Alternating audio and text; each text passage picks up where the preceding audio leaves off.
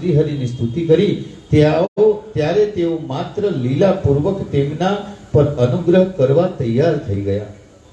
તે વખતે ત્યાં મહાન દૈત્ય હિરણ્યાક્ષ આવ્યો. તેમણે ભગવાનનો રસ્તો રોકી લીધો અને ત્યારે વરાહ ભગવાને ગદાના પ્રહારથી તેને મારી નાખ્યો. તેના લોહીથી ભગવાનનું શરીર ભીંજાઈ ગયું. ત્યાર પછી વરાહ ભગવાને દાંતથી પૃથ્વીને ઉપાડી અને લીલા માત્રથી એક ક્ષણ માત્રમાં જળ ઉપર પધરાવી દીધી અને તે પછી યજ્ઞનારાયણ પોતે એ નિજ ધામમાં પધારી ગયા. આમ કહી અને ભગવાન વરાહ અવતારની સંક્ષિપ્તની અંદર એ વાત કરે છે. ત્યાર પછી ભગવાન નારાયણ કહે છે કે દેવર્ષિ નારદ, હવે દ્વીપો ખંડોના ભેદનો પ્રસંગ વિસ્તારથી તમને કહું છું, તમે સાંભળો. સર્વપ્રથમ 1,00,000 યોજનના વિસ્તાર વાળું જંબુ દ્વીપ નામનું નિર્માણ થયું. આ વિશાળ દ્વીપનો આકાર કમળ બીજના કોષ જેવો ગોળ છે. આ દ્વીપમાં હજાર યોજન વિસ્તારના 9 ખંડ છે. તે ચારે બાજુ પર્વતોથી ઘેરાયેલો છે. 8 મોટા મોટા પર્વતોથી આ ખંડ વિભાજિત છે.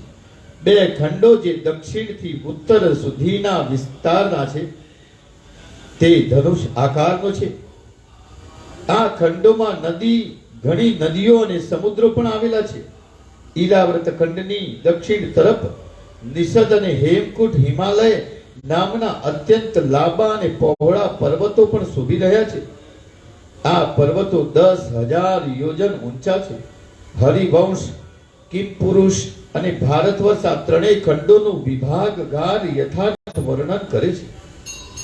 નિષદ, હેમકુટ અને હિમાલય આ 3 પર્વતો તે ખંડોની સીમા રૂપે છે. ઈલાવ્રતના પશ્ચિમ ભાગમાં માલ્યવાન નામનો પર્વત છે. ભગવાન નારાયણ કહે છે, નારદજી નદીનું વર્ણન કર્યું છે. અરુણોદા મંદર પર્વતમાંથી નીકળીને ઈલાવ્રત ખંડમાં પૂર્વ ભાગમાં વહે છે. એ જ પ્રમાણે મેરુ મંદરના વૃક્ષ સ્થળ પરના ઊંચા વૃક્ષો પરથી પડતા આ જાંબુ ફળ હાથી જેટલા મોટા હોય છે. તે પણ પડતાની સાથે ફાટી જતા હોય તેમાંથી રસ વહે છે. તે રસથી જાંબુ નામની નદી બનીને મેરુ મંદર પર્વત પરથી પૃથ્વી પર પડે છે. આ નદી ઈલાવ્રત ખંડના દક્ષિણ તરફ વહે છે. જાંબુ ફળના સ્વાદથી પ્રસન્ન થનાર ત્યાંના દેવી જંબાદિની કહે છે. ત્યાં રહેનારા દેવતા, નાગ, ઋષિ અને રાક્ષસ બધા જ આ દેવીની ઉપાસના કરે છે. તેને જામનંદ સુવર્ણ સોનાથી સ્ત્રીઓની ઈચ્છા પૂરી કરવા વાળા દેવતાઓ એ મુકુટ, કંદોરો, બાજુબંધ વગેરે બનાવે છે. ત્યાર પછી તેમના નામ દેવ પૂજ્યા, મહોત્સાહ, કાલરૂપા, મહાનના, કર્મફલદા, કાંતાર, ગ્રહણેશ્વરી, કરાલ દેહા, કાલાંગી અને કામ કોટી પ્રવૃત્તિની છે.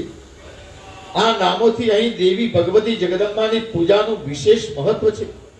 આ પ્રમાણે કુમુદ પર્વત જે સતબલ નામથી જાણીતું વડનું વૃક્ષ છે, તેની શાખાઓથી નીચે લટકીને 5,000 કુમુદગીરીના શિખર પરથી નીચે પૃથ્વી આવ્યા છે. આમ ઉપરયુક્ત ધારાઓનું જળ પીવાથી રગે રગમાં ચેતના આવે છે. હવે સુમેરુ પર્વતની વચ્ચે આવેલા પર્વતોનું વર્ણન. આ સુમેરુ પર્વતને સુવર્ણમય પર્વત પણ કહે છે. આ સિવાય 20 પર્વતોનું વર્ણન પણ હું તમને જણાવું. શૃંગવત, કુરંગ, કુરગ, કુસુંબ, વિક્રંકત, ત્રિકુટ, શિશિર, પતંગ, રુચક, નિશિત, સિતિવાસ, કપિલ, શંખ, વૈદુર્ય, ચારુદી, હંસ, ઋષભ, નાગ, કાલંજર અને નારદ છે. સુમેરુ પર્વતની પૂર્વમાં જઠર અને દેવકૂટ નામના 2 પર્વત છે. ભગવાન વિષ્ણુએ બલિરાજાના યજ્ઞ વખતે વામન અવતાર ધારણ કર્યો હતો. તેમના ડાબા અંગૂઠાના પગના અંગૂઠાથી બ્રહ્માંડના ઉપરી ભાગમાં છેદ થઈ ગયો. તેનાથી ગંગાજી પ્રકટ થયા. તે સ્વર્ગમાં શિખર પર આવીને રોકાઈ ગયા. આ ગંગાજીમાં અખિલ જગતના પાપોનું કહેતા આખા જગતના પાપો નષ્ટ કરવાનું સામર્થ્ય તેઓ પાપોનો નાશ કરનારા જળથી ભરપૂર છે ને સમગ્ર સંસારમાં ગંગાજીને એ સાક્ષાત ભગવત પદી કેતા ભગવાનના ચરણમાંથી નીકળેલી મનાય છે. તેઓ બધી નદીઓના સ્વામીની છે. 1000 યુગો પછી તે ત્યાંથી સ્વર્ગમાં શિખર પર જઈને વિષ્ણુપદી કહે છે. આ એ સ્થાન છે જ્યાં ઉત્તાન પાદના પુત્ર પરમ ભક્ત ધ્રુવજી રહે છે. તેઓ શ્રી હરિના ચરણ કમળમાં આસક્ત રહે છે. રાજર્ષિ ધ્રુવે અવિચળ સ્થાન પર સપ્ત ઋષિઓ સાથે અત્યારે પણ બિરાજે છે. આ સપ્ત ઋષિઓ ગંગાજીના પ્રભાવથી સારી રીતે પરિચિત છે. તેઓ અખિલ જગતના કલ્યાણને વરેલા છે. તેથી તેઓ ગંગાજીની પ્રદક્ષિણા કર્યા કરે છે. તેઓ માને છે કે ગંગાજી પરમ સિદ્ધિદાયક હોવાથી તેમના ઉપાસકોને અવશ્ય સિદ્ધિ પ્રાપ્ત થાય છે. જટા જૂટને ધારણ કરતા આ સપ્ત ઋષિઓ ગંગાજીને મસ્તક પર નમાવી અને સદા નમસ્કાર કરે છે. વિષ્ણુપદીમાં કહેતા વૈકુંઠમાંથી નીચે ઉતરતા દેવી ગંગા અનેક વિમાનોથી વ્યાપ્ત દેવયાન માર્ગે થઈને ચંદ્ર મંડળમાં પહોંચીને ત્યાંથી બ્રહ્મલોકમાં આવ્યા. હે નારદ, બ્રહ્મલોકમાં આવ્યા પછી ગંગાના 4 ભાગ થયા. તે 4 ભાગ સીતા, અલકનંદા, ચક્ષુષ અને ભદ્રા આ 4 ધારાઓ પ્રસિદ્ધ છે. ચારેય દિશાઓમાં પ્રવાહિત થઈ આગળ જતા તે બધી સમુદ્રમાં વિલીન થઈ જાય છે. બધા જ પાપોનો નાશ કરનારી સીતા ગંગાજી બ્રહ્માંડથી ઉતરીને કેશર નામના પર્વતના શિખર પર આવી. ત્યાંથી નીકળીને ગંધમાદન પર્વતના શિખર પર તે ધારા પડી. તેની વચ્ચેથી નીકળીને ભદ્રાશ્વખંડની પૂર્વમાં આવી. ત્યાર પછી દેવતાઓથી પૂજાયેલી તે ક્ષીર સાગરમાં લીન થઈ ગઈ. ત્યાર પછી ચક્ષુષ નામથી પ્રસિદ્ધ ગંગાજીની બીજી ધારા એ માલ્યવાન પર્વતના શિખર પરથી અલખનંદા છે. એ પવિત્ર નદી એ બ્રહ્માંડના દક્ષિણમાં વહીને હેમકુંડ પર્વત પર પહોંચી. તેને વચ્ચે એક મન પહાડોને ભીજવતી ભારત ખંડમાં આવી અને ત્યાર પછી ત્રીજી ગંગા એ અલખનંદા એ દક્ષિણ સાગરને જઈને મળી. ત્યાર પછી ચોથી એ ભદ્રા નામની ધારા શૃંગવાન પર્વતમાંથી નીકળી અને 3 લોકોને પવિત્ર કરનારી એ ગંગા ત્યાંથી વહીને સમુદ્રને જઈને મળી. તેના પ્રવાહની વચ્ચેનો ઉત્તર કુરુ પ્રદેશ એ અત્યંત તૃપ્ત થયો છે. નારદ, બીજા પણ કેટલા સમુદ્રની નદીઓ પ્રત્યે ખંડ છે. આ બધાનું ઉદ્ગમ સ્થાન મેરુ અને મંદર પર્વત છે. આ 9 ખંડોમાં ભારત ખંડને કર્મ ક્ષેત્ર કહેવામાં આવે છે. બીજા 8 ખંડો પૃથ્વી પર રહેલા હોવા છતાં સ્વર્ગના ફળને આપનારા છે. સ્વર્ગમાં રહેનારા પુરુષો ના જ્યારે પુણ્ય પ્રાપ્ત થાય છે ત્યારે તે ભોગ સ્થાનમાં આવે છે. તે ખંડોના આ લોકોનું આયુષ્ય 10,000 વર્ષનું હોય છે. તેમના શરીર વજ્ર જેવા કઠોર હોય છે. તેમનામાં 1000 હાથીઓનું બળ હોય છે. તેઓ ક્રીડા પ્રિય હોય છે અને તેમના બધા સુખો સુલભ હોય છે. ત્યાં આયુષ્ય પૂરું થવાના 1 વર્ષ પૂર્વ સુધી સ્ત્રીઓમાં ગર્ભ ધારણ શક્તિ હોય છે અને ત્યાં સદા ત્રેતા યુગની જેમ સમય પ્રવર્તમાન રહે છે. આમ ભગવાન નમો ભગવતે વાસુદેવાય, નમો ભગવતે વાસુદેવાય અને નમો ભગવતે મહાપુરુષાય આ બધા મંત્રો એ શ્રેષ્ઠ છે. નમો ભગવતે વાસુદેવાય, નમો ભગવતે વાસુદેવાય આ મંત્ર બોલવાથી તમામ પાપો દૂર થાય છે. ત્યાર પછી ભગવાન શંકર કહે છે કે નમો ભગવતે મહાપુરુષાય સર્વ ગુણ સંખ્યાનાય નંતરા વ્યાક્તનંતાય નમઃ, અર્થાત જેનાથી બધા ગુણોની અભિવ્યક્તિ થાય છે તે અનંત અને ઓમકાર સ્વરૂપ પરમ પુરુષ ભગવાનને નમસ્કાર છે. ભજન કરવા યોગ્ય પ્રભુ આપના ચરણ ભક્તોનું આશ્રય સ્થાન છે. આપ પોતે ઐશ્વર્યોના સ્વામી છો. ભક્તોની સામે આપનું ભક્ત વત્સલ સ્વરૂપ પૂર્ણપણે પ્રગટ કરો તથા તેમને સંસાર બંધનથી મુક્ત કરો. શ્રી નારાયણ કહે છે, નારદ આ પ્રમાણે મહાભાગ રુદ્ર ભગવાન ઈલાવ્રતમાં ઉપવાસના કરે છે. એ જ પ્રમાણે ભદ્રા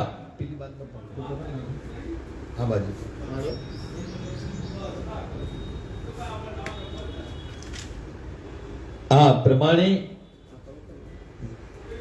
રસાતલમાં આવી અમોઘ લીલા કરવા વાળા સત્ય સંકલ્પ આપને અમે નમસ્કાર કરીએ છીએ.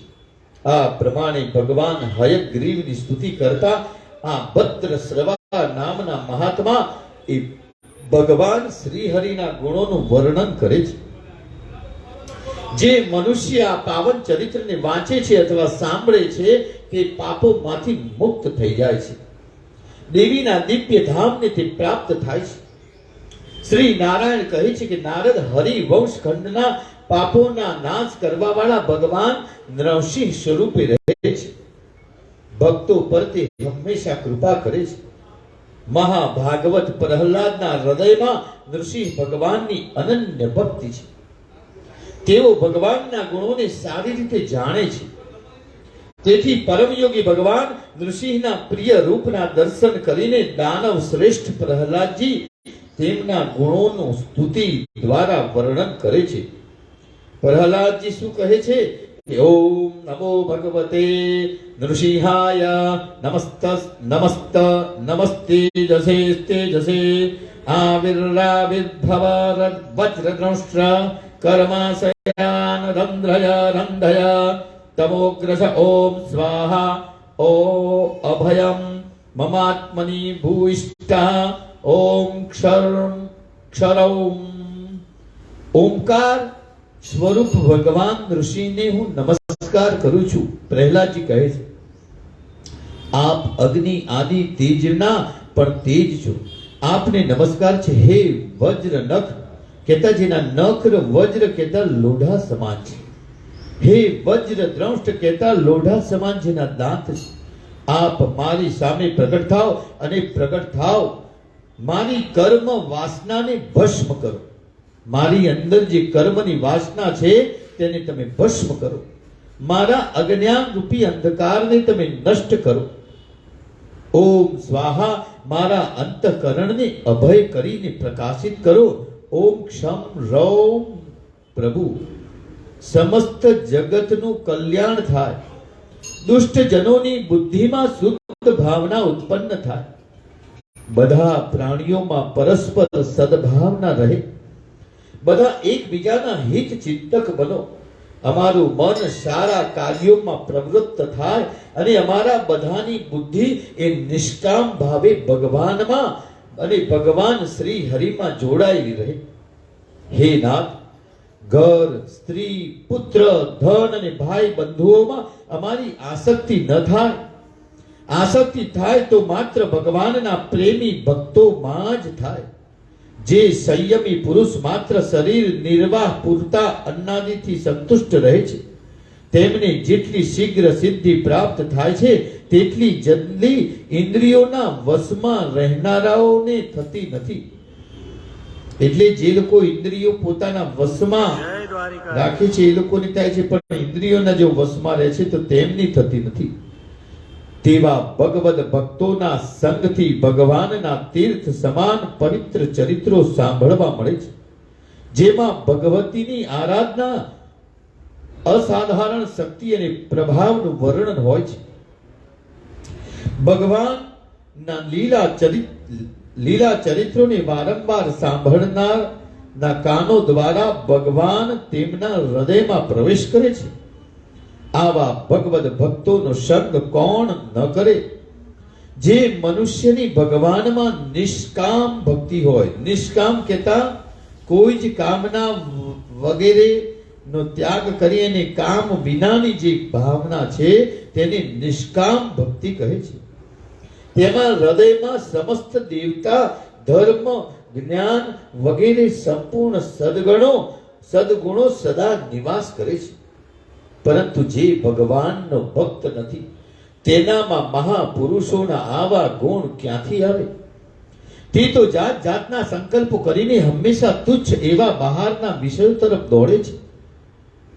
કેમ કે જેમ માછલીઓને જળ અત્યંત પ્રિય છે, કારણ કે જળ તેમના જીવનનો આધાર છે, તે જ પ્રમાણે સાક્ષાત શ્રી હરિ સમસ્ત દેહધારીઓનો આત્મા છે. ભગવાન નારાયણ એ સમસ્ત દેહધારી કહેતા આપણા માણસોનો તમામ જીવ આત્માનો એ દેહધારીઓનો આત્મા છે. તેમને છોડીને જો કોઈ મહત્વકાંક્ષી મનુષ્ય સંસારમાં આસક્ત રહે છે તો તે મનુષ્ય તો માત્ર તેમની ઉંમરના હિસાબે જ મોટો થાય છે, ગુણોમાં નહીં. ઉંમર પ્રમાણે વધતો જાય પણ ગુણ તો એનો એ જ હોય. તેથી હે અસુરો, તમે બધા તૃષ્ણા, રાગ, મોહ, ક્રોધ, અભિમાન, ઈચ્છા, ભય, દીનતા અને માનસિક સંતાપના મૂળ તથા જન્મ મરણ રૂપ સંસારના આ ચક્રના વાહક ઘર વગેરેની આસક્તિને છોડીને ભગવાન નૃસિંહના નિર્ભય ચરણોમાં આશ્રય કરો. ભગવાન અહીં આગળ શું કહે છે કે તૃષ્ણા, રાગ, દેશ, મોહ, ક્રોધ, સંતાપ, ઈચ્છા, ભય, દીનતા, માનસિક સંતાપના મૂળ જન્મ મરણના ચક્કર આ સંસારનું અને એ સંસારના જે વાહક છે તે અને ઘર વગેરેની જે પણ આસક્તિઓ છે તે બધા જ આસક્તિને છોડીને ભગવાન નૃસિંહના નિર્ભય ચરણોનો એટલે એમના ચરણોનો આશ્રય કરો. આ પ્રમાણે દાનવ રાજ પ્રહલાદ પાપરૂપી હાથીઓ માટે સિંહરૂપ ભગવાન નૃસિંહને પોતાના હૃદયરૂપી કમળ પર પધરાવીને ભક્તિ પૂર્વક નિરંતર તેમની સ્તુતિ કરતા હતા. કેતુમાલ ખંડમાં ભગવાન શ્રીહરિ કામદેવના રૂપમાં બિરાજે છે. ત્યાંના અધિકારી પુરુષો દ્વારા તેમનું હંમેશા સ્તેવત થાય છે. તેઓ મહાપુરુષોનું હંમેશા સ્વાગત કરે છે અને આ ખંડ અધીશ્વરી સમુદ્ર પુત્રી ભગવતી લક્ષ્મીજી એ ભગવતી આગળ સ્તોત્રથી ભગવાન શ્રીહરિની સદા ઉપાસના કરે છે. મહાલક્ષ્મી ભગવતી જય દ્વારિકાધીશ એ ભગવાન નારાયણની સ્તુતિ કરે છે કે રામ રીમ રોમ ઓમ નમો ભગવતે ઋષિકેશાય સર્વગુણ વિશેષે વિલક્ષિતાત્મને આકુતિનામ ચિત્તિનામ ચેતસામ વિશેષાણામ ચાધિપતયે ષોડશ કલા યચ્છંદો મયાયામ મૃતમયાય સર્વમયાય મહસે ઓજસે બલાય કાંતાય કામાય નમસ્તે ઉભયત્ર ભૂયાત.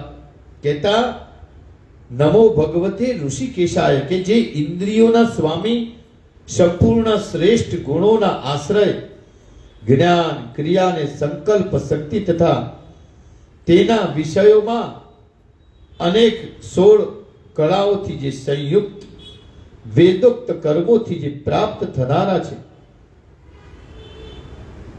હે ભગવાન, આપ ઇન્દ્રિયોના સ્વામી છો. સ્ત્રીઓ લૌકિક પતિ પ્રાપ્ત કરવા વ્રતો દ્વારા આપની ઉપાસના કરે છે, પરંતુ તે પતિ પ્રકૃતિથી પરમ તત્ર હોય તેમના પ્રિય પુત્ર, ધન અને આયુષ્યની રક્ષા કરી શકતા નથી. પતિ તો એ છે જે સ્વયં નિર્ભય હોય અને બીજાની બધી રીતે રક્ષા કરશે. તેવા પતિ માત્ર આપ જ છો, અન્ય કોઈ નથી. તેથી આપની પ્રાપ્તિથી વધીને બીજો કોઈ લાભ નથી. ભગવાન, જે સ્ત્રી આપના ચરણ કમળોને છોડીને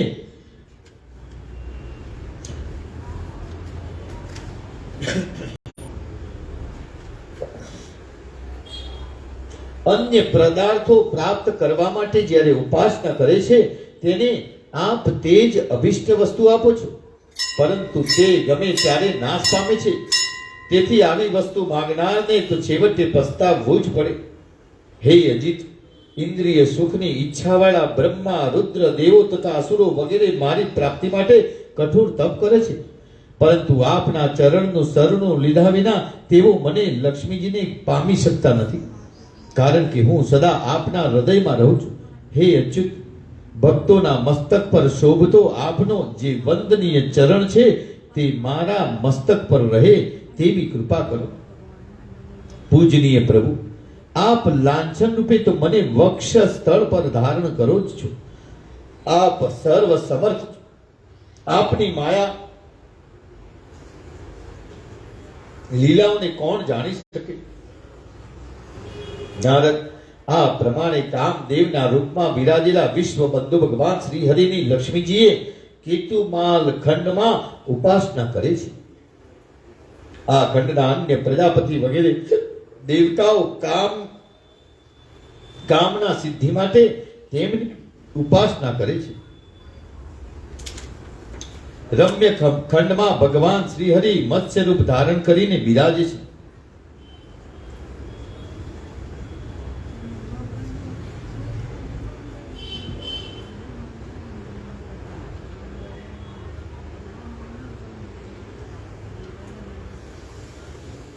નારાયણ કહે છે, નારદ, હિરણ્ય ખંડમાં યોગેશ્વર ભગવાન શ્રી હરિ કશ્યપના રૂપમાં બિરાજે છે. અર્યમાં તેમની પૂજા અને સ્તુતિ કરે છે.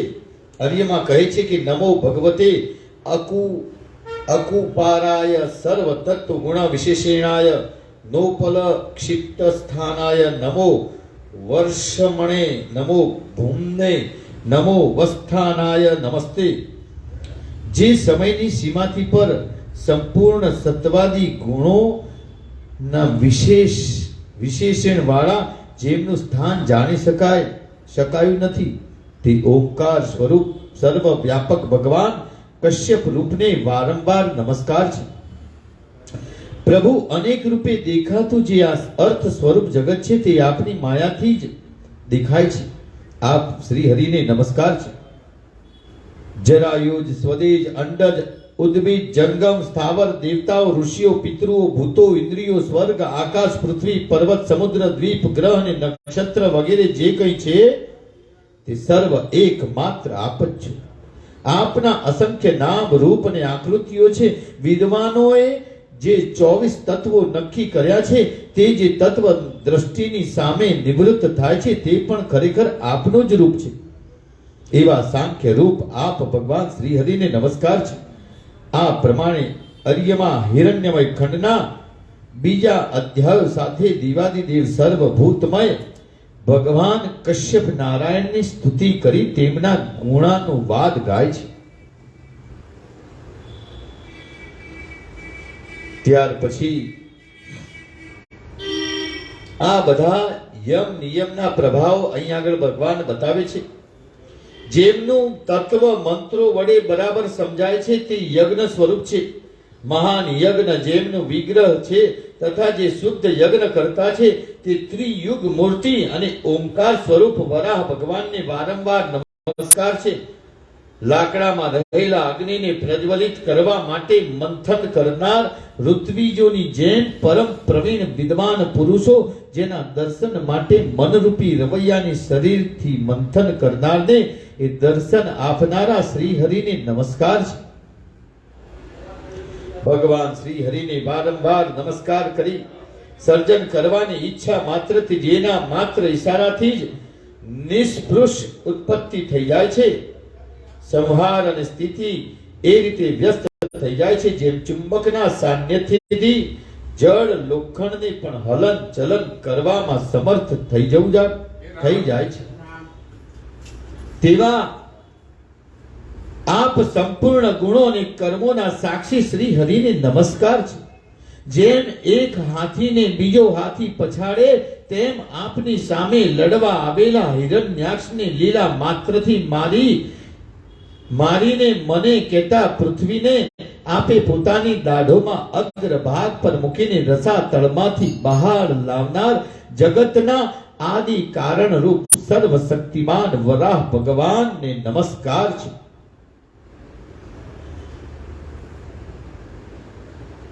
યશસ્વી જનો સાધુઓની પરીક્ષા માટે કસોટી રૂપ બ્રાહ્મણોના પરમ ભક્ત અને મહાભાગ્યશાળી આપ મહાપુરુષ ભગવાન શ્રી રામને નમસ્કાર છે. હે અતિ શુદ્ધ અનુસ્વરૂપ બધાના અંતઃકરણમાં બિરાજે છે. પોતાના પ્રકાશ વડે ગુણોની જાગ્રત આદિ અવસ્થાઓનો નાશ કરે છે. જેમનું સ્વરૂપ પરમ શાંત અને નિર્મળ બુદ્ધિ દ્વારા પ્રાપ્ત કરવા યોગ્ય છે તથા જે નામ અને રૂપ રહિત તે અહંકાર શૂન્ય ભગવાન શ્રી રામજીની શરણે જાઉં છું. ભગવાન મનુષ્યના રૂપમાં આપનો અવતાર માત્ર રાક્ષસોને મારવા માટે જ નહીં પરંતુ મનુષ્ય જીવનમાં સુખ દુઃખ આવે છે એ જગતને બતાવવા માટે પણ થયો છે. અન્યથા સ્વરૂપમાં રમણ કરવા વાળા આપ પરમ સમર્થ પ્રભુને સીતાના વિયોગમાં આટલું દુઃખ કેમ સહેવું પડે? લક્ષ્મણજીના શ્રેષ્ઠ ભાઈ શ્રી રામ ઉચ્ચ કુળમાં જન્મ, સુંદર શરીર, વાણીથી ચતુરતા અને નિર્મળ બુદ્ધિ તથા ઉત્તમ યોનિમાં જન્મ, આમાંથી કોઈ પણ ગુણ આપને પ્રસન્ન કરવામાં ઉપયોગી બની શકતા નથી. પરંતુ આપ આત્મજ્ઞાની પુરુષોના આત્મા અને સૌહૃદ કહેતા મિત્ર છો. સીતા માટે દુખી થવું અને લક્ષ્મણ માટે વિષાદ કરવો આપને માટે સંભવ નથી. છતાં પણ જગતને બોધ આપવા માટે તથા પ્રેમનું મહત્વ પ્રકટ કરવા માટે આ બધું કરી રહ્યા છો ભગવાન. દેવતાઓ, દાનવો અને વાનરો કોઈ પણ હોય તેણે મનુષ્યના રૂપમાં પધારેલા ભગવાન શ્રી હરિનું ભજન કરવું. થોડો ઉપકાર કરનારનો પણ આપ બહુ જ ઉપકાર માનો છો. આપના હૃદયમાં એટલી અપાર કરુણા છે કે નિજ ધામ જતી વખતે અયોધ્યા વાસીઓને પણ આપ સાથે લઈને ગયા છે. શ્રી નારાયણ કહે છે કે નારદ આ પ્રમાણે કિમ પુરુષ ખંડમાં કપિવર હનુમાનજી દ્વારા સત્ય પ્રતિજ્ઞા વાળા હનુમાનજી દ્રઢ વ્રતધારી કમળની પાંખડીઓ જેવા નેત્રો વાળા શ્રી રામચંદ્રજીની સ્તુતિ કરે છે અને તેમની પૂજા કરે છે. જે મનુષ્ય ભગવાન શ્રી રામની આ અદ્ભુત કથાને સાંભળે છે તેના બધા જ પાપો નાશ થઈ જાય છે અને તે શ્રી રામજીના પરમધામને પ્રાપ્ત કરવાનો અધિકારી બને છે.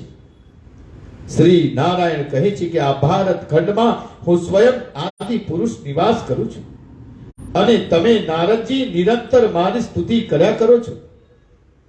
નારદજી કહે છે કે નમો ભગવતે ઉપશમનશીલાયો પરાતાત્મનાય નમો કિંચન વિત્તાય ઋષભાય નરનારાયણાય પરમહંસ પરમ ગુરવે આત્મરામાધિપતયે નમઃ. જે શાંત સ્વભાવ, અહંકાર શૂન્ય, નિર્ધનોના પરમધન, ઋષિઓમાં શ્રેષ્ઠ, પરમહંસોમાં શ્રેષ્ઠ, ગુરુ તથા આત્મા રામ પુરુષોના અધિપતિ છે તે ઓમકાર સ્વરૂપ ભગવાન નારાયણને વારંવાર નમસ્કાર છે. જે જગતની ઉત્પત્તિ સમયે કરતા હોવા છતાં કરતાપણામાં અભિમાન રહિત છે. દેહમાં રહેવા છતાં પણ દેહ ધર્મથી અલિપ્ત તથા દ્રષ્ટા કહેતા જોતા હોવા છતાં પણ જેમની દ્રષ્ટિ અદ્રશ્યના ગુણ દોષથી રહિત દૂષિત નથી થતી તેવા પરમ અસંગ અને શુદ્ધ સાક્ષી રૂપ આ ભગવાન નારાયણને નમસ્કાર છે. યોગીરાજ હિરણ્યગર્ભ બ્રહ્માજીનું કહેવું છે કે યોગની સફળતા એ છે કે સાધક અંત સમયે અહંકાર શૂન્ય થઈને આપ નિર્ગુણ બ્રહ્મમાં ભક્તિ પૂર્વક પોતાના મનને જોડી દો.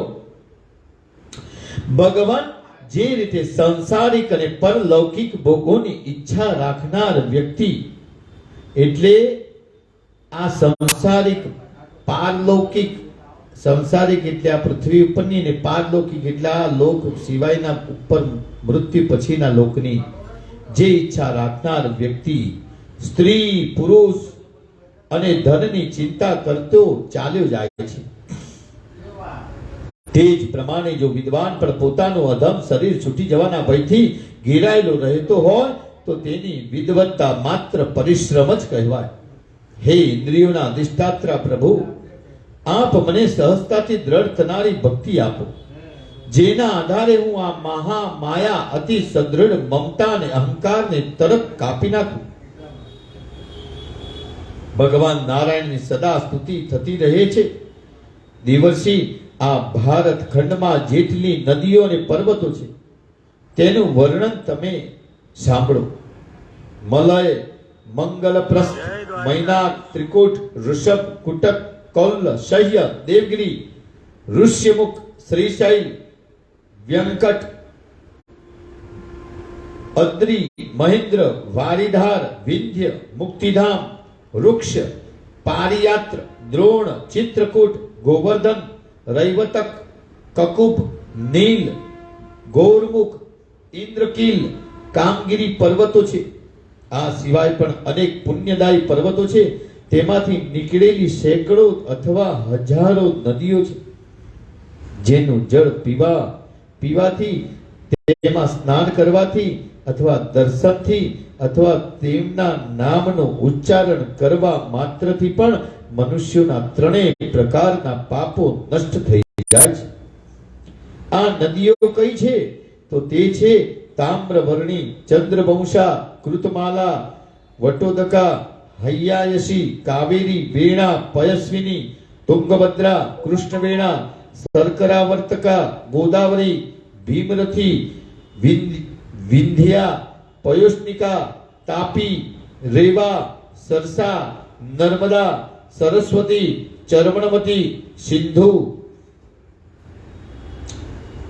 અંદ અને સોણ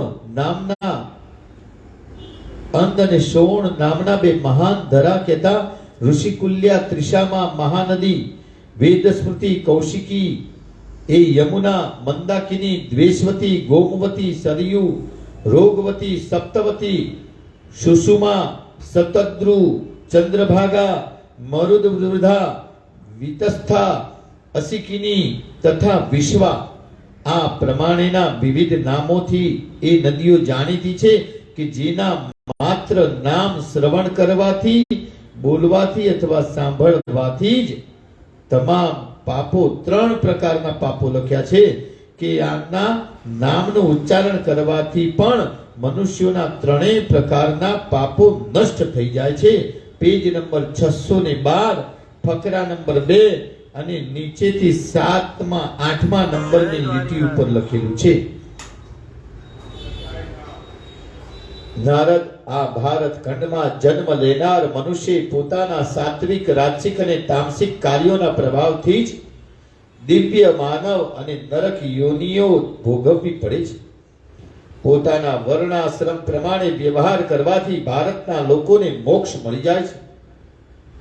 એટલે શાસ્ત્રોમાં એવું કહ્યું છે કે જેનો જે વર્ણ છે એ પોતાના વર્ણ પ્રમાણે વ્યવહાર કરવાથી ભારતના લોકોને મોક્ષ મળી શકે છે અથવા મળી જાય છે. આ પેજ નંબર 612 પહેલા જ ફકરાની અંદર ઉપરથી 12મી લીટીમાં કહ્યું છે. તો વર્ણાશ્રમ એટલે વિપ્રવર્ણ, વૈશ્યવર્ણ, ક્ષત્રિય વર્ણ અને ક્ષુદ્ર વર્ણ, આ દરેકે વર્ણો પ્રમાણેનો એ દરેકના વર્ણો બતાવેલા છે. તો વિપ્રવર્ણ, તો વિપ્રએ એ શિક્ષક બનવાનું છે. સમાજની અંદર દરેકને શિક્ષણ આપવાનું છે, જ્ઞાન આપવાનું છે, સંસ્કારનું સિંચન કરવાનું છે. માતા પિતાનું માન સન્માન કેવી રીતે કરવું, ગુરુજનોનું માન સન્માન કેવી રીતે કરવું, નાના મોટાનું માન સન્માન, બેન દીકરીઓનું સન્માન કેવી રીતે કરવું, એ બધું શિક્ષણ એ બ્રાહ્મણો પાસેથી મેળવવાનું છે. ભગવાનની પૂજા કેવી રીતે કરવી, અબોલા પ્રાણી, પશુ, પક્ષી, ગાય, કૂતરું, આ બધાની સેવા કેવી રીતે કરવી, આ બધું જ્ઞાન એ શિક્ષણ આપણે વિપ્ર પાસેથી લેવાનું હોય છે. ત્યાર પછી વૈશ્ય, તો વૈશ્ય સમાજનો પોષણ કરવાનું છે. શોષણ કરવાનું નહીં, પોષણ કરવું જોઈએ. 10 રૂપિયાની વસ્તુ હોય તો તમે 11 રૂપિયા 12 રૂપિયા લઈને આપો, પણ 20 રૂપિયા લેવું ના જોઈએ. તો એનું પોષણ કરવું જોઈએ, શોષણ નહીં. પછી ક્ષત્રિયો, તો ક્ષત્રિયોએ દેવ, ઋષિ, બ્રાહ્મણ, સાધુ, સંત, બેન, દીકરી, ગાય, કૂતરું, ગરીબ, દીન, દુખી આ બધાનું રક્ષણ કરવાનું છે, ભક્ષણ કરવાનું નથી. ત્યાર પછી ક્ષુદ્ર આવે છે તો ક્ષુદ્ર એ ત્રણેય વર્ણોનું સેવા કહેતા કોઈના હાથ પગ દબાવવાના નથી. ત્રણેય વર્ણોની સેવા કહેતા જેવી રીતે આપણે ઇંગ્લિશની અંદર કહીએ છીએ કે ઓફિસ બોય, ચા પાણી માટેનો કોઈ એક વ્યક્તિ રાખેલું હોય છે, તો એ લોકો કંઈક ક્ષુદ્ર હોય છે. પરંતુ જે સેવા કરવાનો ભાવ છે એ ક્ષુદ્ર એ પગ કહેવાય છે. અને હંમેશા દરેક મનુષ્યની જો મસ્તક એ બ્રાહ્મણ છે, ગળાથી પેટ સુધી એ વૈશ્ય છે, પેટથી પગ સુધી એ ક્ષત્રિય છે, અને ઢીચણ સુધી અને ઢીચણથી પગ સુધી ક્ષુદ્ર કહેવાય છે, તો પગ સુધી શુદ્ર કહેવાય છે. તો હંમેશા આપણે મોટા હોય, વડીલો હોય, સાધુ સંત હોય, બ્રાહ્મણ હોય તો દરેકને પગે લાગીએ છીએ, સમજો. તો ક્ષુદ્રને દરેક નમસ્કાર કરતા હોય છે. તો આ રીતે ભગવાનને વિશેષ આ વર્ણ આશ્રમ બનાવે છે. તો એ વર્ણ આશ્રમને સમજી અને વર્ણાશ્રમ પ્રમાણે દરેક મનુષ્યએ વર્તન કરવાથી તેને મનુષ્યને એ ભારતમાં મોક્ષ મળી જાય છે. અહીં ભારતમાં વર્ષમાં ઉપલબ્ધ હોવાને કારણે જ આ દેશમાં જન્મ લેનારને આટલું ગૌરવ પ્રાપ્ત થાય છે. સ્વર્ગમાં રહેલા વેદોના પ્રકાંડ વિદ્વાન મુનિઓ આ સંબંધમાં પોતાનો અભિપ્રાય પ્રકટ કરે છે કે આ મનુષ્યએ કયું ઉત્તમ કાર્ય કર્યું છે અથવા ભગવાન શ્રીહરિની તેમના પર કૃપા થઈ ગઈ છે, જેના ફળ સ્વરૂપે આ લોકોને ભારત વર્ષમાં મનુષ્યને ઘેર જન્મ પ્રાપ્ત થયો, જ્યાં રહીને તે ભગવાન મુકુંદની હંમેશા સેવા કરે છે. અમને પણ આવો સુયોગ પ્રાપ્ત થવો જોઈએ. અમે મોટા મોટા દુષ્કર યજ્ઞો, તપ, વ્રત અને દાનના પ્રભાવથી સ્વર્ગનો અધિકાર પ્રાપ્ત કરી લીધો. એટલે જે પણ લોકો કહેતા હોય છે કે મોટા યજ્ઞો કરવાનો શું મતલબ, તપ કરવાનો શું મતલબ, વ્રત કરવાનો શું મતલબ, આ દાન કરવાનો કોઈ મતલબ ખરો? તો આ પેજ નંબર 613 ફકરા નંબર 2 એમાં પહેલી લીટીથી જ લખેલું છે કે મોટા મોટા દુષ્કર યજ્ઞો, તપ, વ્રત અને દાનના પ્રભાવથી સ્વર્ગનો અધિકાર પ્રાપ્ત જેને કરી લીધો છે. એટલે યજ્ઞ, વ્રત, જપ અને દાન કરવાથી સ્વર્ગની પ્રાપ્તિ થાય છે, એનો મતલબ એવો થયો. તેથી શું પ્રયોજન સિદ્ધ થયું? કારણ કે અમારી ભગવાન નારાયણના ચરણોમાં સ્મૃતિ પણ રહી નથી. અહીં ઇન્દ્રિયો માટે એકથી વધીને એક સુખનો સાધનો બતાવ્યા છે, જેનો ભોગ કરવાથી અમારી વિવેક શક્તિ ચાલી ગઈ છે. અહીં રહેનારાઓનું આયુષ્ય એક કલ્પનું હોય છે, પરંતુ ફરી જન્મ લેવો પડે છે. તેના કરતા ભારત ખંડમાં ઓછા આયુષ્ય વાળાઓને અમે શ્રેષ્ઠ માનીએ છીએ. કારણ કે વિદ્વાન પુરુષો મનુષ્ય શરીરથી કરેલા કર્મો ભગવાન શ્રી હરિને સમર્પિત કરીને ભગવાનના નિર્ભય પદના અધિકારી બની જાય છે. જ્યાં ભગવાનના અમૃતમય ગુણાનુવાદની સુધા સરિતા વહેતી હોય, કથા કહેવાતી હોય, જ્યાં રહેનારા મનુષ્ય પરોપકારી તથા ભગવદ ભક્ત હોતા નથી, જ્યાં શ્રેષ્ઠ યજ્ઞો થતા નથી તથા ભગવાન શ્રી હરિના મોટા ઉત્સવ કરવામાં આવતા નથી, તે ભલે બ્રહ્માજીનો લોક કેમ ના હોય, પરંતુ ત્યાં રહેવું એ યોગ્ય નથી. મનુષ્ય યોની શ્રેષ્ઠ જ્ઞાન, ક્રિયા અને દ્રવ્ય વગેરે વિવિધ સાધનોથી સંપન્ન છે. ભારત ખંડમાં મનુષ્ય યોનિની મેળવીને જે લોકો મુક્ત થવાનો પ્રયત્ન કરતા નથી, તે જંગલી પક્ષીઓની જેમ બંધનમાં પડવા ઈચ્છે છે. ભક્તિપૂર્વક મંત્રો દ્વારા આહ્વાન કરીને તેમનું પૂજન કરતી વખતે જુદા જુદા દ્રવ્યો અર્પણ કરે છે, ત્યારે તેમની પૂજાથી પ્રસન્ન થઈને પૂર્ણ પરમેશ્વર સ્વયં તેમને ગ્રહણ કરે છે. એ પણ સત્ય છે કે માંગવાથી ભગવાન મનુષ્યને તેના ઈચ્છિત પદાર્થો આપે છે, પરંતુ ભગવાન તરફથી ખરેખરું પ્રદાન એ છે, એ માત્ર પદાર્થો નથી. કારણ કે પદાર્થો મળી જવાથી પણ કામનાઓ ઈચ્છાઓનો નાશ થતો નથી. નિષ્કામ ભાવથી ભગવાનની ભક્તિ કરનાર મનુષ્યો ભગવાનની કૃપાથી તેમના ચરણ કમળને પ્રાપ્ત કરીને કાયમ માટે પૂર્ણ કામ બની જાય છે. દેવતાઓ કહે છે કે જે પૂર્વ જન્મના યજ્ઞ વગેરે સદકર્મોના ફળ સ્વરૂપ આપણને જે સ્વર્ગ સુખ પ્રાપ્ત થયું છે તે કર્મોનું થોડું પણ ફળ શેષ હોય તો તેના પ્રભાવથી અમે ભારત ખંડમાં જગત ભગવત ચિંતન કરવા માટે મનુષ્ય જન્મ ઈચ્છીએ છીએ.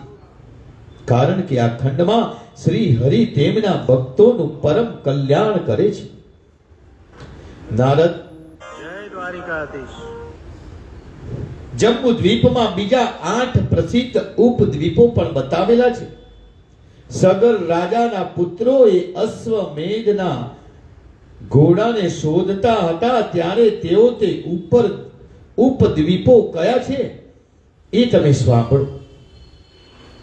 તેમના નામ છે સ્વર્ણપસ્ત, ચંદ્ર શુક્ર, આવર્તન, રમણક, મંદર, હરિણ, પાંચજન્ય, સિંહલ અને લંકા.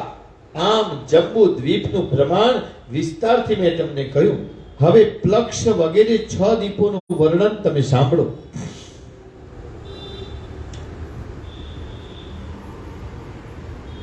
જમ્બુ દ્વીપ જેવાને જેટલા પ્રમાણો કહ્યા છે તેટલા જ માપના ખારા સમુદ્રથી તે દ્વીપ ઘેરાયેલા છે. જે પ્રમાણે મેરુ પર્વતની ચારે બાજુ જમ્બુ દ્વીપ છે તે પ્રમાણે જમ્બુ દ્વીપની ચારે બાજુ ખારા જળનો સમુદ્ર છે. ખારા સમુદ્રને તેનાથી 2 ગણા મોટા પ્લક્ષ દ્વીપે ઘેરી લીધો છે. જેમ બહારના બગીચાથી ઘેરાયેલી ખાઈ હોય તેમ આ સમુદ્ર ઘેરાયેલો છે. જમ્બુ દ્વીપમાં જેટલું મોટું જાંબુનું વૃક્ષ છે તેટલું જ મોટું અહીં પીપલ વૃક્ષ છે. તેથી આ દ્વીપને પ્લક્ષ દ્વીપ કહેવાય છે.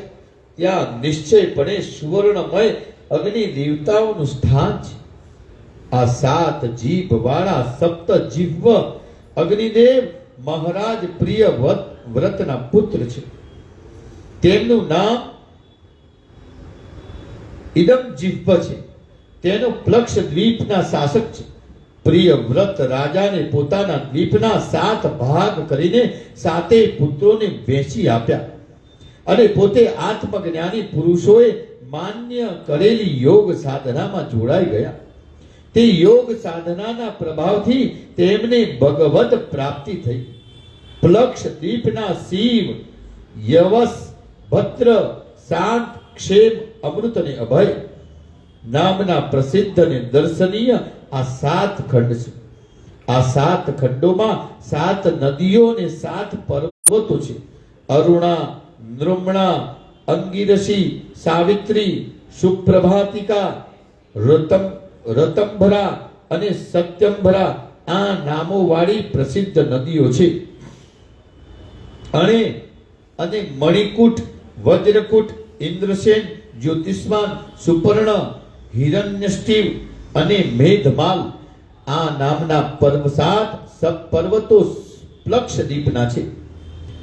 આ નદીઓના જળનો સ્પર્શ એટલે આ નદીઓના જળને જો અડવામાં આવે અથવા દર્શન કરવામાં આવે તો દર્શનથી અથવા સ્પર્શ કરવાથી જ પાપોનો નાશ થાય છે. આ પ્લક્ષ દ્વીપમાં હંસ, પતંગ, ઉર્ધ્વાયન અને સત્યાંગ નામના 4 વર્ણ બતાવ્યા છે. તેમનું આયુષ્ય 1000 વર્ષનું હોય છે. તે વેદોમાં બતાવેલી વિધિ પ્રમાણે સૂર્યની ઉપાસના કરે છે. તેમનો દેખાવ દેવો જેવો છે. તેઓ કહે છે કે જે સત્ય, વ્રત, ઋત, વેદ અને સત્કર્મના અધિષ્ઠાતા છે. અમૃત અને મૃત્યુ અર્થાત યમ જેમનો વિગ્રહ છે. તે પુરાણ પુરુષ વિષ્ણુમય સૂર્યની અમે શરણમાં જઈએ છીએ. નારદ, લક્ષ વગેરે જે 5 દ્વીપ છે તેમાં જન્મ લેનારને આયુષ્ય, ઇન્દ્રિય શક્તિ, મનોબળ, શરીર બળ, બુદ્ધિ, સામર્થ્ય અને પરાક્રમ આ સિદ્ધિઓ સ્વાભાવિક રીતે જ વરેલી છે. ઇક્ષુ રસનો સમુદ્ર લક્ષદ્વીપ કરતા બહુ જ મોટો છે. સ્વાલ્પદ્વીપના 7 ખંડોના નામ પણ છે કે સુરોચન, સૌમનસ્ય, રમણક, દેવકર્ષ, પારિભદ્ર, અપ્યાયન અને વિજ્ઞાન છે. આ 7 ખંડોમાં 7 પર્વત સરસ, સતશૃંગ, વામદેવ, કુંદક, કુમુદ, પુષ્પવર્ષ અને સહસ્ત્ર શ્રુતિ નામથી પ્રસિદ્ધ છે. 7 નદીઓના નામ અનુમતિ, સિનિવાલી, સરસ્વતી, કુહુ, રજની, નંદા અને રાકા છે. આ ખંડોમાં રહેનારા બધા લોકો શ્રુતિધર, એ જે બધા લોકો બતાય એમાં શ્રુતિધર લોક, વીર્યધર લોક, વસુંધર લોક અને ઇક્ષુધર એવા 4 વર્ણથી ઓળખાય છે. વેદ સ્વરૂપ ચંદ્રમાને ભગવાન ઈશ્વર માનીને લોકો તેમની ઉપાસના કરે છે. તેઓ કહે છે કે જે પોતાના કિરણોથી પિતૃઓ માટે શુક્લ અને કૃષ્ણ માર્ગનું વિભાજન કરે છે, સમસ્ત પ્રજાના શાસક એવા ભગવાન સોમ પ્રસન્ન થાઓ. આ પ્રમાણે જય દ્વારિકા મદિરાના સમુદ્ર કરતા બમણા વિસ્તારનો કુશ દ્વીપ છે. આ દ્વીપ એ ગૃત કહેતા ઘીના સમુદ્રથી વીંટાયેલો છે. ત્યાં કુશ કહેતા દર્ભનું વન હોવાથી તેને કુશ દ્વીપ કહે છે. અગ્નિદેવ પ્રત્યક્ષ જ્વાલાઓથી પ્રકાશિત થઈ છે અને સર્વ પ્રકારે ત્યાં બિરાજે છે. આ કુશ દ્વીપમાં પ્રિયવ્રત કુમાર હિરણ્યરેતાનું શાસન છે.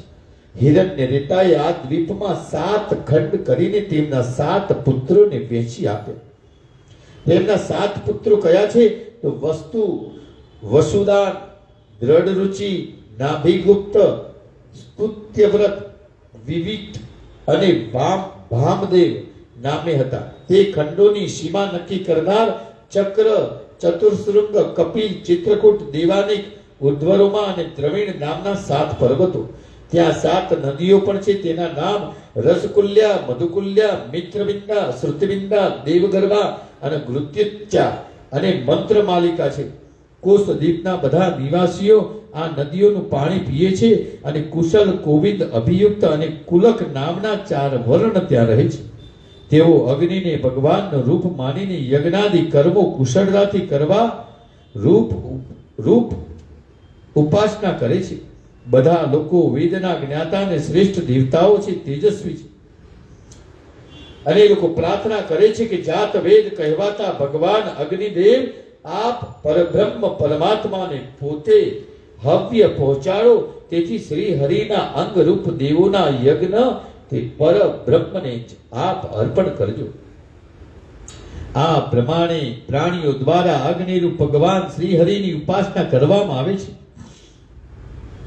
નારદજી કહ્યું કે હે સર્વ પદાર્થોને જોનારા પ્રભુ, આપ બાકીના દ્વીપોનો વિસ્તાર પણ મને સમજાવો.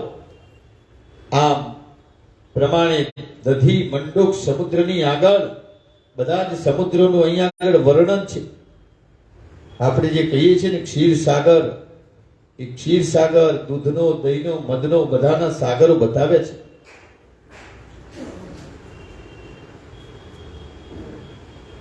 શ્રી હરિએ સૃષ્ટિની આ કમળની અને બધાની સ્થાપના કરી અને બ્રહ્માજીને રહેવા માટે કરી હતી. આ પુષ્કર દ્વીપમાં બધા ભગવાનો એક જ પર્વત છે અને પૂર્વ અને પશ્ચિમ ખંડોની તે સીમા નક્કી કરે છે. આ નગરોમાં ઇન્દ્રાદિક લોકપાલ રહે છે. તેના ઉપરથી સૂર્ય સુમેરુ ગિરિની પ્રદક્ષિણા કરે છે.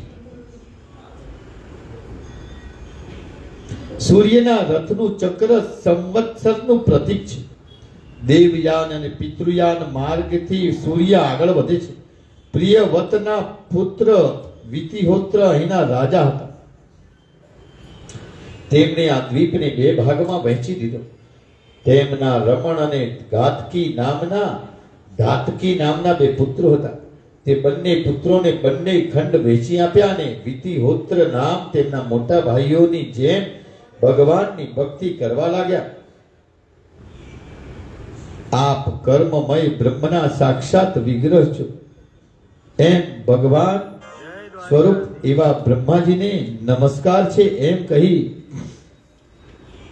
અને ત્યાં આગળ ચંદ્રમા વગેરે ગ્રહોની ગતિનું શશિમાન ચક્ર અને રાહુ મંડળ એ બધાનો જ અહીં આગળ ઉલ્લેખ બતાવેલો છે. પૃથ્વીની નીચે અને ઉપર કેટલા લોકો છે તે તમામ લોકોનું ભગવાન અહીં આગળ વર્ણન કરે છે.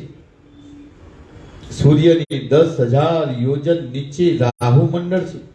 સિંહિકાના ગર્ભમાંથી આની ઉત્પત્તિ થઈ છે. નક્ષત્રની જેમ ભ્રમણ કરે અને સૂર્ય ચંદ્રમાએ તો આ રાહુને મારી નાખવાનો પ્રયત્ન કર્યો હતો, પરંતુ ભગવાન વિષ્ણુની કૃપાથી તે અમર થઈ ગયો. ગ્રહોમાં સ્થાન પ્રાપ્ત કરીને 10,000 યોજનના વિસ્તાર વાળું સૂર્યનું મંડળ તપી રહ્યું છે. 12,000 યોજન વિસ્તાર વાળું ચંદ્ર મંડળ છે. તેને 13,000 યોજન વિસ્તાર વાળો આ રાહુ ગ્રહ ઢાંકી દેવાનો નિરંતર પ્રયાસ કરતો હતો, કારણ કે પૂર્વ કાળની શત્રુતા એ ભૂલ્યો ન હતો. આટલા દૂરથી પણ તે રાહુ સૂર્ય ચંદ્રના બિંબને ઢાંકી દેવા પ્રયત્ન કરે છે એવું સાંભળીને ભગવાન વિષ્ણુએ સૂર્ય અને ચંદ્રમા પાસે પોતાનું અત્યંત તેજસ્વી સુદર્શન ચક્ર મોકલ્યું. સુદર્શનના અસહ્ય તેજથી સૂર્ય ચંદ્ર મંડળો એ ઘેરાયેલા રહે છે. રાહુ તો ત્યાં ફરકી પણ શકતો નથી. તે આ બિંબોની સામે દૂર થંભી જાય છે. આ સ્થિતિને જગતમાં ઉપરાગ કહેતા ગ્રહણ કરે છે. જે સૂર્ય અને ચંદ્રની આગળ જે રાહુ આવે છે તેને આ સ્થિતિ જગતમાં બધા જ લોકો ઉપરાગ કહેતા ગ્રહણ કહેવાય છે. રાહુથી નીચે સિદ્ધો, ચારણો અને વિદ્યાધરોનો લોક છે. આ લોકોનો વિસ્તાર પણ 10,000 યોજન છે. જ્ઞાની મહાત્માઓ અંતરિક્ષ લોક કહે છે, દ્વિજ શ્રેષ્ઠ તેની 100 યોજન નીચે આ પૃથ્વી આવેલી છે, જ્યાં સુધી ગરુડ, બાજ, સારસ અને હંસ વગેરે પક્ષીઓ ઉડી શકે છે. તેને ભૂલોક કહે છે. આ બધા પાર્થિવ પદાર્થો છે. આ પ્રમાણે પૃથ્વીનું પરિણામ અને તેની સ્થિતિનું વર્ણન કર્યું. આ પૃથ્વીની નીચે 7 પાતાળો રહ્યા છે. દરેક પાતાળની લંબાઈ અને ઊંચાઈ 1,000 યોજન છે. આ બધા પાતાળ એક બીજાથી 10,000 યોજન દૂર છે. ભૂ પાતાળ બધી ઋતુઓમાં સુખપ્રદ છે. બ્રાહ્મણ શ્રેષ્ઠ નારદ એમાં પહેલાને અતલ, બીજાને વિતલ, ત્રીજાને સુતલ, ચોથાને તલાતલ, પાંચમાને મહાતલ, છઠ્ઠાને રસાતલ અને સાતમાને પાતાળ કહે છે. આ પ્રમાણે 7 પાતાળ છે. આ બધા પાતાળ એક પ્રકારના સ્વર્ગ જેવા છે. એમાં ક્યાંક તો સ્વર્ગથી પણ વધારે સુખના સાધનો છે. આ વિષય ભોગ, ઐશ્વર્ય, સુખ અને સમૃદ્ધિથી ભરપૂર છે. અનેક પ્રકારના બગીચાઓ, તમામ પ્રકારના સુખો, બળવાન દૈત્યો, દાનવો, નાગો તેમના સ્ત્રી, પુત્ર અને પરિવાર સાથે નિરંતર આનંદ કરે છે. તે તેમના ઘરના સ્વામી છે. સેવકો અને મિત્રોનો સમુદાય તેમની પાસે રહે છે. મોટા મોટા નાગોના માથ, સુંદર મણિઓના પ્રકાશથી ત્યાં અંધકાર રહી શકતો નથી. ભગવાન શ્રી હરિના પરમ તેજસ્વી સુદર્શન ચક્ર સિવાય તેમની બીજા કોઈથી મૃત્યુનો ભય નથી. જ્યારે સુદર્શન ચક્ર પાતાળમાં જાય છે ત્યારે ગભરાઈ જવાને કારણે રાક્ષસ સ્ત્રીઓનો ગર્ભ પણ પડી જાય છે. અતલ નામથી જાણીતું પ્રથમ પાતાળ બહુ સુંદર છે. આમ બધા જ પાતાળોના વર્ણન અહીં આગળ કહે છે. બીજું વિતલ પાતાળ એ અતલથી નીચે, ત્યાં આગળ હાટકેશ્વર નામથી ભગવાન શંકર તેમના પાર્ષદોની સાથે રહે છે.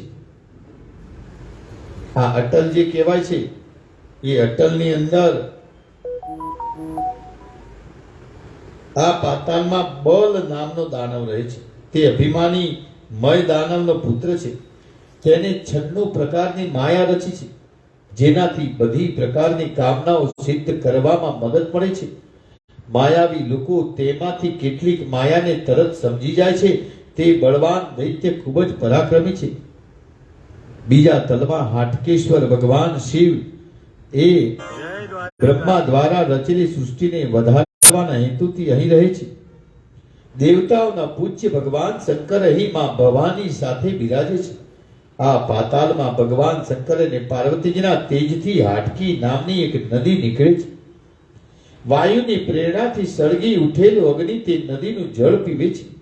મોઢામાંથી ફૂંકી કાઢેલું જળ હાટક કહેતા સોનું થઈ જાય છે. તે સોનું દૈત્યોને બહુ પસંદ છે. દૈત્યોની સ્ત્રીઓ તેના આભૂષણો બનાવીને પહેરે છે. આ વિતલની નીચે સુતલ નામનું પાતાળ છે ને સુતલ પાતાળ બધાથી શ્રેષ્ઠ માનવામાં આવે છે. અહીં વિરોચન પુત્ર મહાયશસ્વી બલિ રહે છે. દેવરાજ ઇન્દ્રનું પ્રિય કાર્ય કરવાની ઈચ્છાથી ભગવાન શ્રીહરિ વામન રૂપે પ્રગટ થયા હતા. તેમણે બલિને અહીંનું રાજ્ય આપ્યું. ભગવાને ત્રણેય લોકની સંપત્તિ મોકલી આપી અને પછી બલિરાજાને વસાવ્યા. ઇન્દ્રને પણ દુર્લભ એવી અકુટ લક્ષ્મી બલિરાજા પાસે છે. બલિરાજા દેવાદિદેવ ભગવાન શ્રીહરિની ભક્તિ પૂર્વક આરાધના કરે છે. તેઓ બહુ જ પવિત્ર વિચારનારા મહાત્મા પુરુષોનું કહેવું છે કે ભગવાન વાસુદેવના બધા પુરુષાર્થો પ્રદાન કરવાનું સામર્થ્ય છે. શ્રી હરિ અખિલ જગતના સ્વામી છે. તેઓ યાચના કરીને બલિરાજાને ત્યાં ગયા અને બલિરાજાને સમગ્ર પૃથ્વી દાનમાં આપી દીધી. તે દાનના ફળ સ્વરૂપે બલિરાજાને સુતલનું રાજ્ય મળ્યું છે, જે યોગ્ય છે. કારણ કે કોઈ માણસ ભગવાનના નામનું પરાધીન થઈ જાય પણ ઉચ્ચારણ કરે તો તે કર્મ બંધન કપાઈ જાય છે. ભગવાન સંપૂર્ણ જગતના કુશળ શાસક છે. બૃહસ્પતિ જેવા મંત્રી મેળવીને પણ ઇન્દ્ર અતિશય ગૂઢ છે. આમ ભગવાનના આશીર્વાદનો મહિમા અપાર છે. તે છોડીને સંસારની સંપત્તિનો પ્રેમ રાખનાર ઇન્દ્ર અવશ્ય મૂર્ખ છે. મારા પિતામહ શ્રીમાન પ્રહલાદજી ભગવાન સાથે હું પ્રેમ રાખતા હતા. તેઓ સંપૂર્ણ જગતનું કલ્યાણ ઈચ્છતા હતા. સંપત્તિ ધન ભગવાન વિષ્ણુ મારા પિતામહ પ્રહલાદજીને આપી રહ્યા હતા, પરંતુ ભગવદ પ્રેમી મારા પિતાજીએ તે સંપત્તિનો સ્વીકાર ન કર્યો. આમ વિચાર સંપન્ન શ્રી હરિએ તેમના ચરણના અંગૂઠાથી તેને 10,000 યોજન દૂર ફેંકી દીધા. દેવાદિદેવ શ્રી હરિની કૃપાથી સુતલ લોકના રાજા તરીકે બિરાજે. સુતલ લોકની નીચે આવેલા પાતાળનું નામ તલાતલ છે. ત્યાં દાનવરાજ મય રહે છે. આ મહાદૈત્ય ત્રિપુર નામના નગરનો સ્વામી છે. બધા જ કાર્યોમાં સિદ્ધિ પ્રાપ્ત કરવાની ઈચ્છાથી ભયંકર દાનવો હંમેશા આ ભય દાનવનું ભયંકર સન્માન કરે છે. આ તલાતલની નીચે મહાતલ નામનું પાતાળ છે અને વજ્ર ક્રોધ વસ વગેરે સર્પોનો સમાજ રહે છે. આ સર્પોના ઘણા પુસ્તકો હોય છે. તેના મુખ્ય સર્પોના નામ તમને કહું છું. કુહક, તક્ષક, સુષેણ અને કાલિય. આ બધા મોટી મોટી ફણાવાળા અને અપાર શક્તિશાળી અને ભયંકર હોય છે. પક્ષીરાજ ગરુડથી આ બધા મોટા ભાગે ત્રસિત હોય છે. આ બધા સર્પો જાત જાતની ક્રીડાઓના જાણનારા, તેમની સ્ત્રીઓ, બાળકો, મિત્રો અને સંબંધીઓ સાથે સદા આનંદપૂર્વક રહે છે. મહાતલની નીચે પાતાળ છે, જેનું નામ રસાતલ કહેવાય છે. આ પાતાળમાં પણી નામની જાણીતા અનેક દૈત્યો રહેતા હતા. અત્યારે તે દૈત્યોના વંશજો ત્યાં રહે છે. આ દાનવો નિવાત કવચ, હિરણ્યપુરવાસી અને કાલેય નામથી પ્રસિદ્ધ છે. આ દાનવો જન્મજાત પરાક્રમી અને અપાર સાહસી હોય છે, પરંતુ અખિલ જગતના સ્વામી ભગવાન શ્રી હરિના તેજથી તેમનું પરાક્રમ મંદ રહે છે. તેથી રાફડામાં પડી રહેતા સર્પની જેમ હંમેશા પાતાળમાં જ છુપાઈને રહે છે. ઇન્દ્રની એક શર્મા નામની દૂતી છે. તેણે અનેક મંત્રોનો આવિષ્કાર કર્યો. તે મંત્રોના પ્રભાવથી ઘણા અસુરો અત્યંત દુઃખ ભોગવી ચૂક્યા છે. તેના કારણે આ બધા તેનાથી હંમેશા ભયભીત રહે છે. આ રસાતલની નીચે પાતાળ લોક છે. અહીં નાગલોકના સ્વામી એવા અનેક સર્પો રહે છે. તેમાં વાસુકી એ મુખ્ય છે. આ સર્પોના નામ શંખ, કુલિક, શ્વેત, ધનંજય, મહાશંખ, ધૃતરાષ્ટ્ર, શંખચૂર્ણ, કંબલ, અશ્વતર અને દેવદત્ત છે. આ બધા સર્પો મોટી મોટી ફણાવાળા, અત્યંત ક્રોધી અને ઝેરી છે.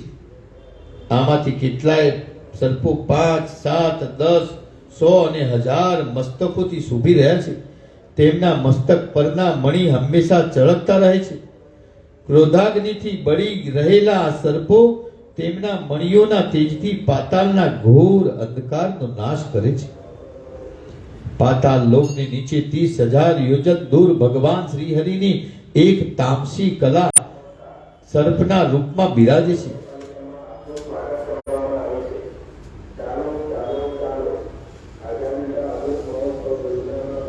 સંકર્ષણ કહે છે, સહસ્ત્ર મસ્તકોથી શોભતા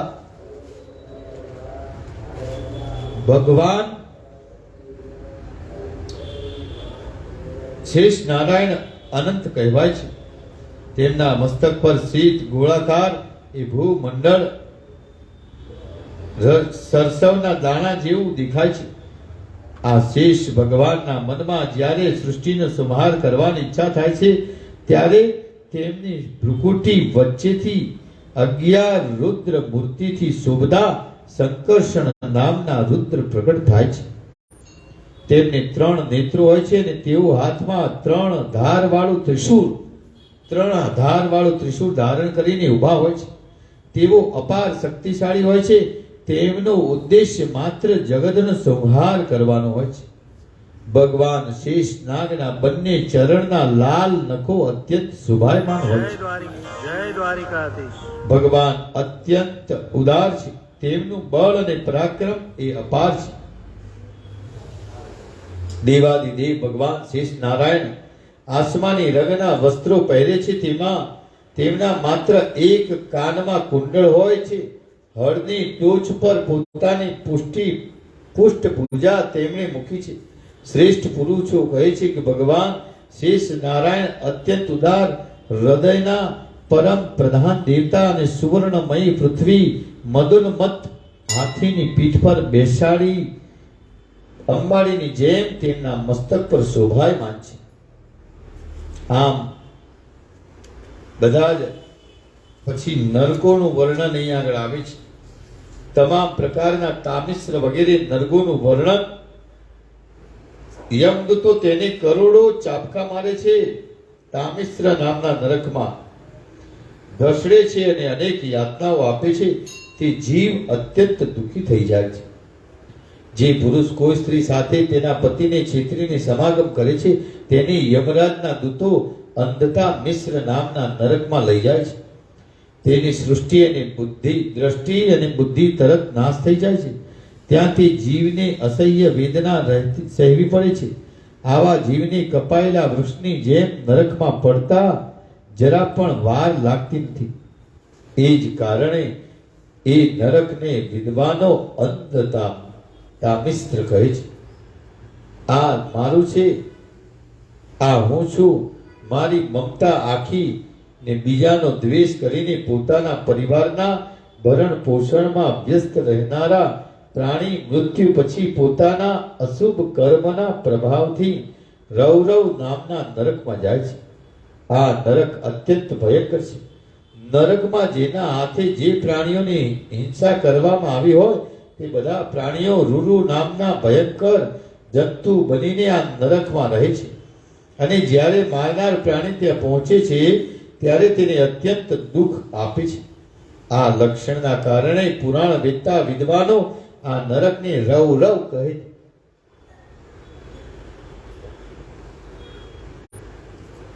જૂના વખતના વિદ્વાનો જણાવી ગયા છે કે આ રૂરુ નામનું જંતુ સાપ કરતા પણ ભયંકર હોય છે. આ પ્રમાણે મહારૌરવ નરક પણ છે. યાતના ભોગવવા માટે બીજું સૂક્ષ્મ શરીર લઈને પ્રાણી તે નરકમાં વાસ કરી જાય છે.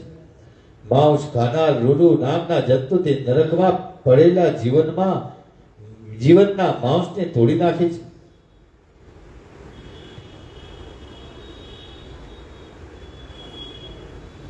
દેવર્ષિ કોઈ વિપત્તિનો સમય ન હોય, શાસ્ત્ર સંમત એ છળ કપટનો આશરો જે લે છે તેવા પાપી વ્યક્તિને યમદૂતો અસીપત્ર નામના નરકમાં લઈ જાય છે. અસીપત્ર કહેતા બંને બાજુ તીક્ષ્ણ ધારવાળું એક હથિયાર નાસભાગ કરે છે.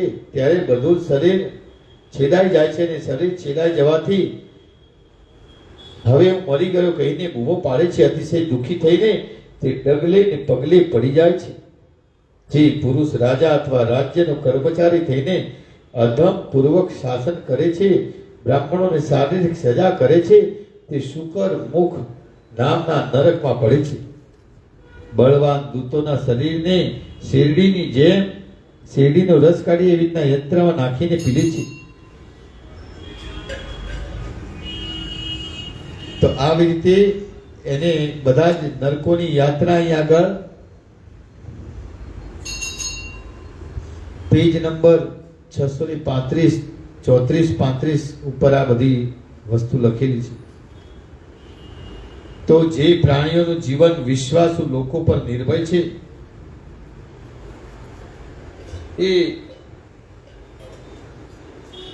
બધાને દોરડાથી બાંધીને ત્રાસ આપનાર મનુષ્યો મર્યા પછી શૂલ પ્રોત નામના નરકમાં જાય છે. તેમના શરીરમાં મૂળ સૂળો ભોંકવામાં આવે છે. જે ક્રૂર સ્વભાવના માણસો સાપની જેમ પ્રાણીઓને ત્રાસ આપે છે તે 5 અને 7 મોઢાવાળા સર્પોથી એ 5 અને 7 મોઢાથી ઉભરાતા સર્પોની દંતસુખ નામના નરકમાં જાય છે. જે મનુષ્ય કોઈને અંધારી કોઠડી અથવા અંધારા ઘરમાં રહેવા માટે વિવશ કરે છે તે મર્યા પછી યમદૂતો અવરારોધ નામના નરકમાં લઈ જાય છે. તેને ત્યાં અંધારી જગામાં રાખીને ધુમાડાથી કષ્ટ આપવામાં આવે છે. જે બ્રાહ્મણ પોતે ઘરનો માલિક હોવા છતાં પોતાને ત્યાં સમય પર આવેલા અતિથિઓને ક્રોધ દ્રષ્ટિએ જુએ છે, જાણે તેમને ભસ્મ કરવા ઈચ્છતો હોય,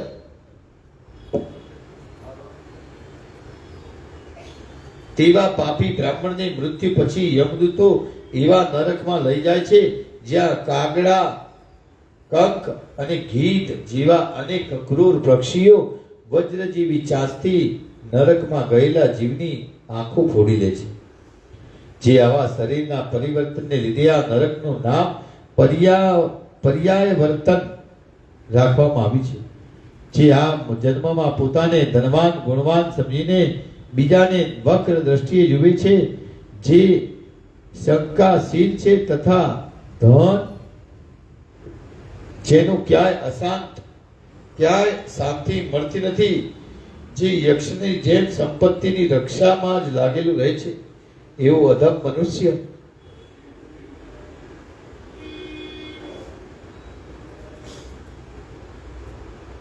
મર્યા પછી પોતાના અશુભ કર્મોના પ્રભાવથી યમદૂત દ્વારા સૂચિમુખ નામના નરકમાં લઈ જવામાં આવે છે. વ્યક્તિના અંગોને યમદૂતો કપડાની જેમ સીવે છે. એ દેવર્ષિ નારદ, પાપ કર્મ કરવા વાળા મનુષ્યોને યાતના ભોગવવા માટે આ પ્રમાણે સેંકડો કહેતા હજારો પ્રકારના નરક છે. તેમાંના થોડાક નરકોનું વર્ણન કર્યું છે અને ઘણા એવા જેના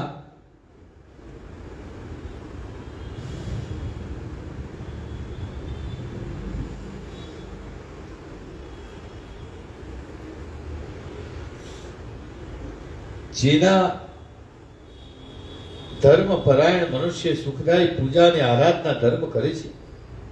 આના અનુષ્ઠાનથી મનુષ્ય નરકમાં જતો નથી, કારણ કે ભગવતીને પૂજ્યા હોય અને ભગવતી તેનો સંસાર સાગરમાંથી ઉદ્ધાર કરી દે.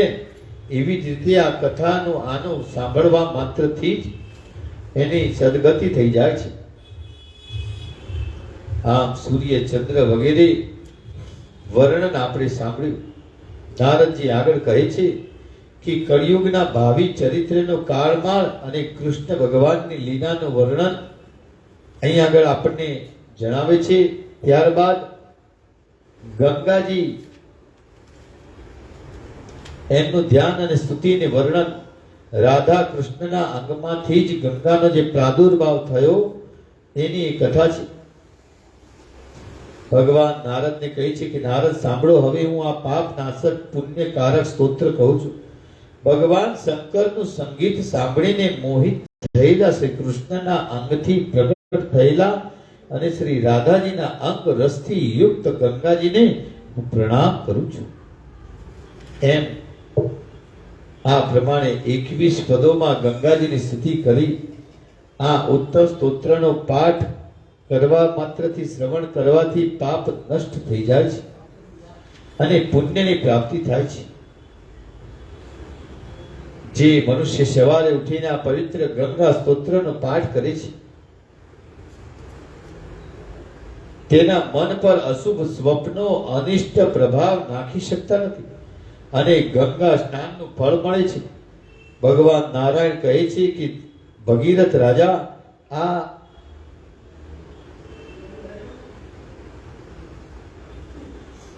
જય દ્વારિકાધીશ. આ સ્તોત્રો, આ સ્તુતિ કરીને ગંગાજીને લઈને તેઓ સગરના 60,000 પુત્રો ભસ્મ થઈ ગયા હતા ત્યાં પહોંચ્યા. ગંગાજીનો સ્પર્શ કરીને વહેતા વાયુનો સ્પર્શ થવાથી તે રાજકુમારો તુરંત વૈકુંઠમાં ચાલ્યા. ભગીરથના સંનિષ્ઠ પ્રયાસથી ગંગાજી પર પૃથ્વી પર પધાર્યા અને તેથી ગંગાજીને ભાગીરથી કહે છે. આમ ગંગાજીનું સંપૂર્ણ ઉત્તમ આખ્યાન આ પુણ્યકારક મોક્ષનું અચૂક સાધન છે. હવે તમારે બીજું શું સાંભળવું છે? એમ જ્યારે નારદજીને પૂછે છે